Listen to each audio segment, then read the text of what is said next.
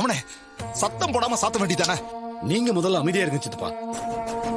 டேய், ஊருக்குள்ள ஒரு பையன் இல்ல பண்ணிரு. இதான் சரியான நேரம். போவுல முதல்ல கோயிலை சுத்தி நான் ஒரு பார்வை பார்த்துட்டு வந்துடுறேன். இப்போ சீக்கிரம் போ, போ, போ.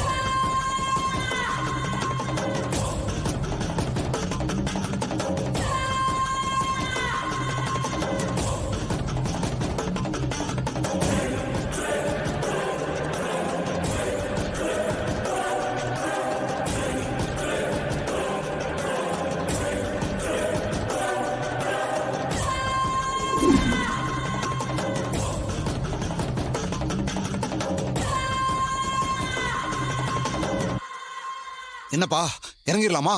ஊருக்குள்ள ஒரு சத்தமும் இல்ல. இதுதான் சரியான நேரம். சித்தப்பா சாவியை கொடுங்க. இந்தா, புடி. டேய், கோயில் கதவை திறந்து அம்மன் கழுத்துல இருக்க தாலிய இங்க எடுத்துட்டு வந்துரு. சரிண்ணே, யாராவது உள்ள வர மாதிரி இருந்தா சத்தம் கொடுங்க. சரியாண்ணே? அதெல்லாம் ஒரு பயிலும் வரமாட்டான். இத பாரு, நீ தைரியமா போ, நாங்க பாத்துக்கிறோம். சரிண்ணே, இப்படின்றதுக்குள்ள நான் போயிட்டு வந்துடுறேன்.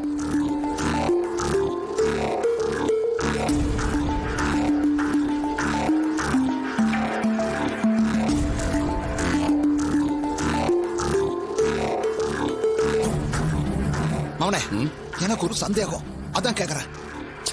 என்ன? இந்த பாரு, அம்மன் தாலியை திருடுனா பந்தக்கால் நடுறது நின்னு போயிடுமே என்ன? எப்ப வந்து எதை கேக்குறீங்க சித்தப்பா? ஆ, இல்ல ஒரு சந்தேகம், அதான் கேட்டேன். சித்தப்பா, ஏற்கனவே சாமி கண்ணுல ரத்தம் வருது இல்ல, அதுலயே மொத்த ஊரும் பீதியில இருக்கு.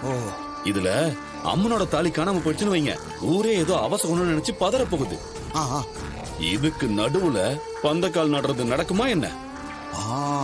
மீறி அப்படியே நடந்தாலும் அது சுமூகமா நடக்காது. மனக்குறையோட தான் நடக்கும். அப்படியே சில பிரச்சனைகளும் கிளம்பும். எப்படி?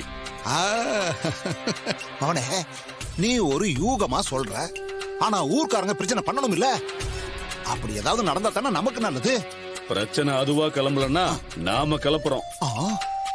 ராஜா சேதுபதி கையால பந்தக்கால் நடுறது இந்த சாமிக்கே பிடிக்கலன்னு நாமளும் ஊருக்குள்ள அப்படி லேசா கொளுத்தி போடுவோம். நாம அப்படி சொன்னா டக்குன்னு பத்திக்கும். சரி மவனே, சித்தப்பனுக்கு இன்னும் ஒரு சின்ன சந்தேகம். என்னாச்சு உங்களுக்கு? சந்தேகமா கேட்டு என் உயிரை வாங்கிட்டு இருக்கீங்க? அது இல்ல மவனே, ஊருக்குள்ள எதை சொன்னாலும் 1000 கேள்வி கேட்கிற பயலுவ சாமி பேரை சொல்லிட்டு எதை சொன்னாலும் கண்ணை மூடிட்டு எப்படி மவனே நம்புறாங்க? சித்தப்பா, அதுதான் நம்ம ஊரோட சைக்காலஜி.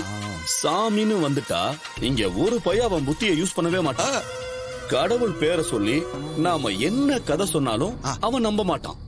காரணம் பயம். ஏதாவது சொன்னா சாமி குத்தம் ஆயிரும்னு சொல்லி அப்படியே பீதி ஆயிருவான். ஏன்னா நம்ம ஊரு டிசைன் அப்படி. அதுவும் சரிதான்.